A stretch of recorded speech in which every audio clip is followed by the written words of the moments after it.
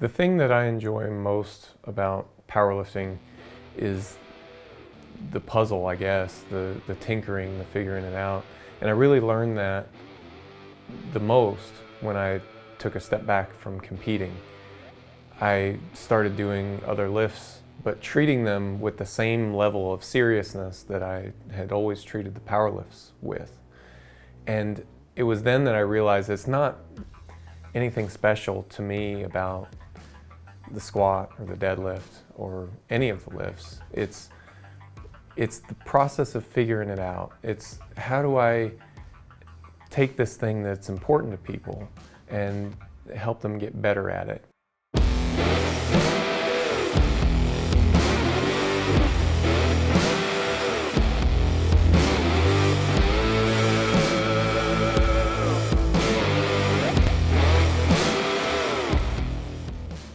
My name is Mike Touchier, and my company is Reactive Training Systems. When did you start powerlifting and why? I started powerlifting in 1997 or so, I guess, in terms of training. I started in 1997, and I was pretty much powerlifter right away. I was always interested in the strength side of it, and only tangentially the other things that go along with lifting weights. I started competing in USA Powerlifting in 2003. As far as why, I was just always kind of drawn to it. I was always interested in physical things. Even before I was able to lift weights, I was doing push-ups and sit-ups and stuff like that in my living room. Even my brother and I, we would take this aluminum baseball bat and do like manual resistance exercises. Like he's pulling down on the bat, doing bicep curls, before either of us were allowed to lift weights. I kind of transitioned into semi-obsession mode with lifting weights pretty much from the beginning. I remember, I don't know how old I would have been. I was pretty young. We didn't even have the internet in my house yet, but we had it at school. And I remember having some time to just kind of poke around, and I remember typing in powerlifting.com because that powerlifting was a word that I had heard around lifting weights at some point. And I didn't know what it was. And I found out that it's a sport and that, hey, you can do fewer than 5 reps. And, doing 3 reps and 2 reps and 1 rep makes you really strong. And I remember reading that and kind of wrestling with it a little bit. Like, man, that sounds like that might get addicting. That sounds like I might not ever want to do more than 3 reps again, Yeah, so my training history does span back I guess 22 years at this point. And, everything has changed entirely, right? So in the very beginning, just kind of doing the stuff that you saw in magazines. And I was pretty much self-coached from the beginning. So even though I was technically lifting for the football team, I remember, being a freshman and walking into the first day of football weights, and our coach, he hands everyone the workout, and I was like, hey coach, I have my own workout that I want to do. And I remember he just kind of looked at me and he was like, okay, and he let me do my own thing. And I think back on that quite a lot. So first of all, that meant I was doing my own thing pretty much from day one and learning and trying to figure it all out. But I think about why did he do that? And I think he sees this kid who's just psyched to be lifting weights.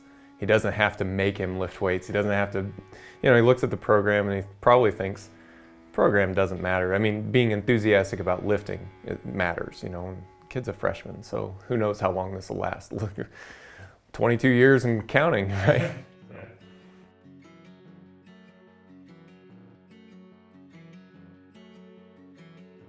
So the evolution of RPE came much later. So this would have been in my academy days when I was at the Air Force Academy. I was the cadet in charge of the powerlifting team for 3 years, 3 of my 4 years there. And I built that team from literally being the only guy on it to having a full team and bringing a bus to collegiate nationals. It was a thing that was really close to me. And so having all these lifters on the team and all looking at me to be the coach, I had to step up and figure out how to be the coach. And so that was a lot of learning. It's a lot of, probably doing a lot of stuff wrong. And I remember thinking about training all the time, just being obsessed with training and reading anything I could about training and trying to figure out how to do a better job for myself and a better job for my lifters. And people at the time were talking about leaving a rep in the tank. Well, sometimes it's okay, leave a rep in the tank when you're training, which is funny because the concept of leaving only one rep in the tank seems like too much, nowadays. But at the time, we were talking people into taking it easy on a couple sets now and then, and I married that concept up with RPE that had, kind of a long history in endurance sports and in endurance exercise science. It's like, thought, well, if you take this 1 to 10 scale and apply it to lifting weights, what does that look like? And you could have 1 rep in the tank or 2, and so on. And that's kind of how the original RPE scale was born. The training around it, all the sets and reps, the exercise selection, the weekly structures, and all that stuff has changed pretty dramatically in the time since. In those early days, we were still doing upper-lower splits. So you would have a bench session, and then you would have a squat deadlift session.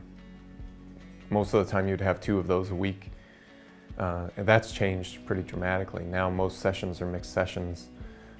The target RPE, I kind of mentioned this already, that the target RPE that most people aim at has shifted.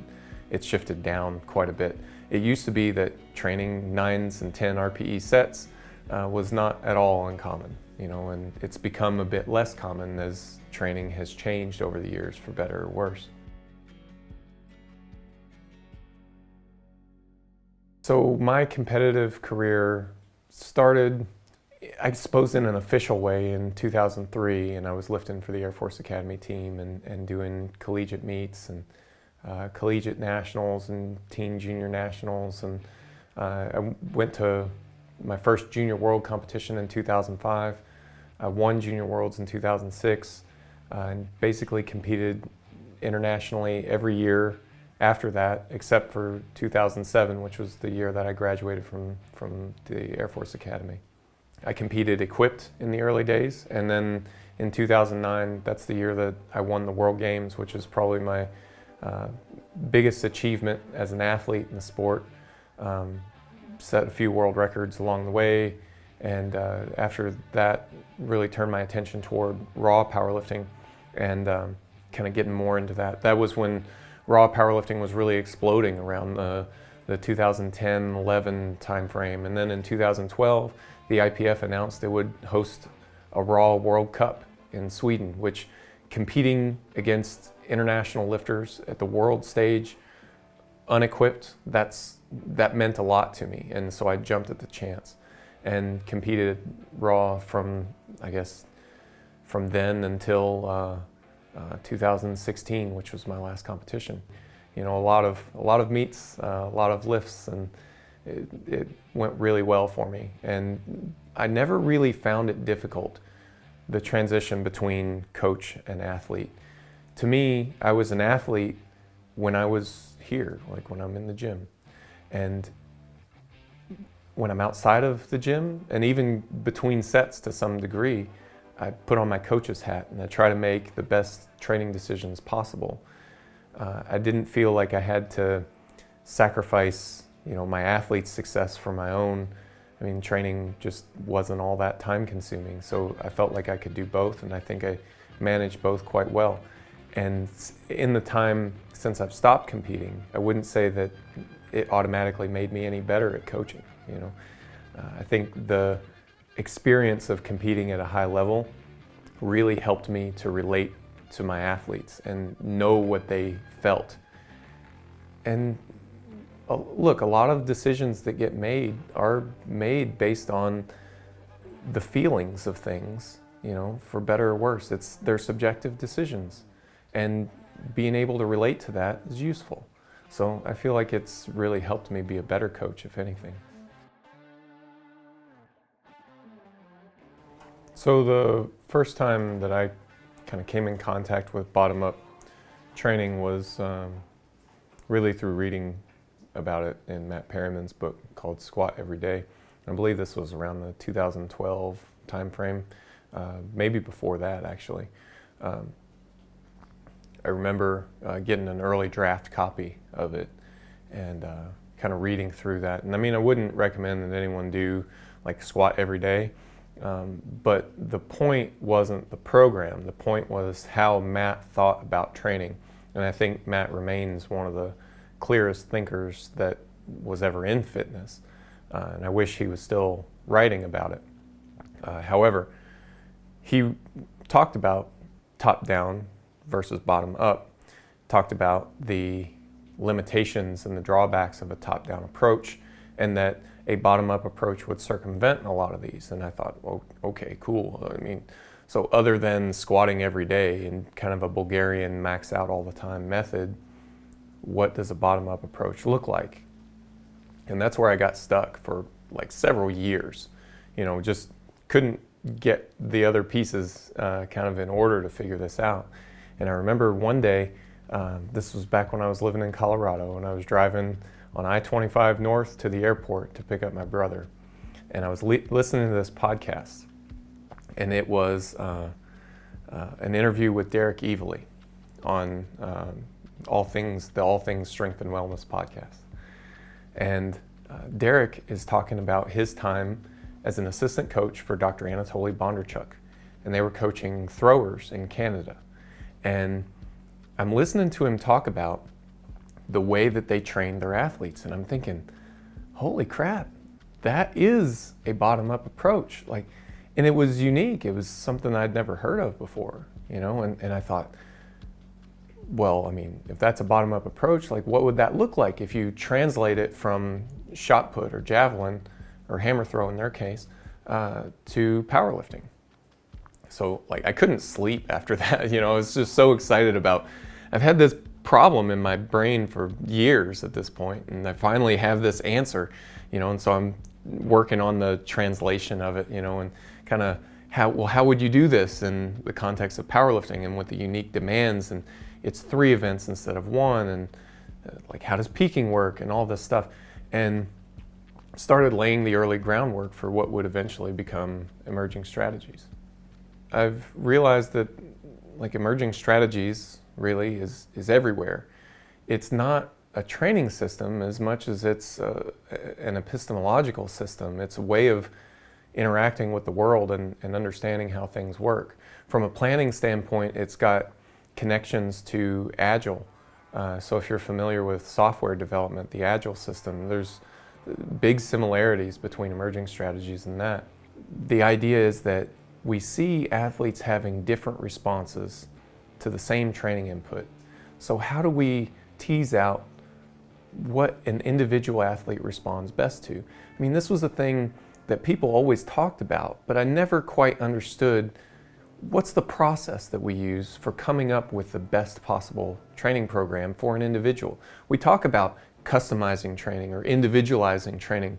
Well, how does any of that occur other than the coach just sees it somehow, you know?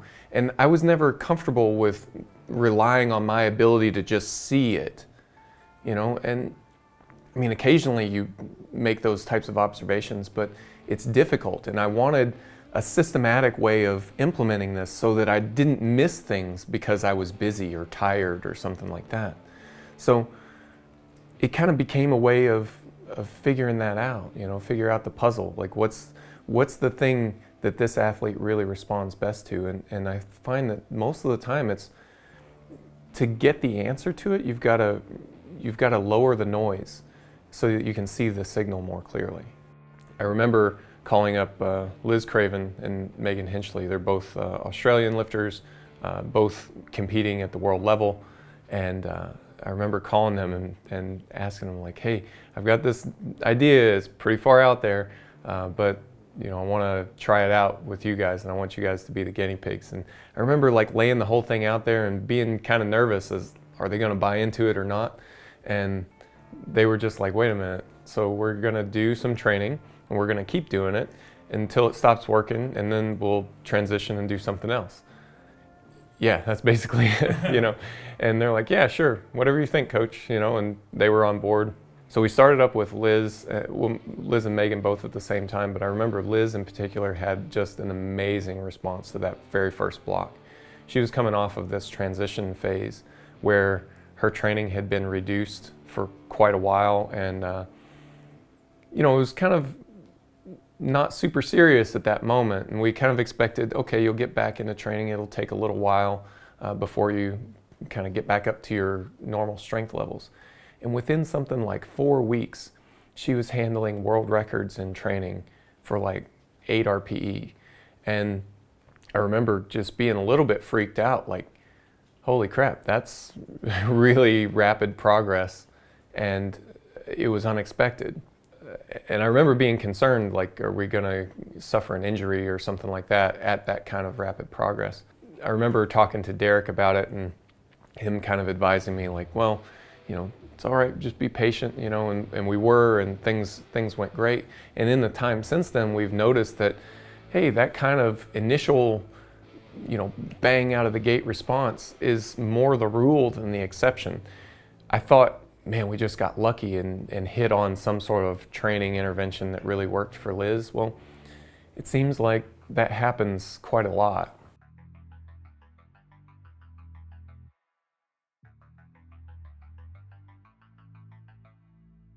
I think if you're interested in starting a coaching career, that at some point you've got to just start.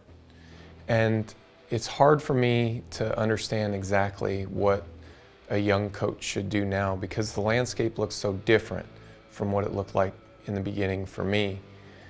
However, coaching is a skill, and you do have to practice that skill in order to get good at it. And I've heard lots of different recommendations. I mean, whether the right answer is to start coaching people for free or to get a job as an intern for a coaching company or something like that, the right answer might be different for each individual. But the key is that you do have to start.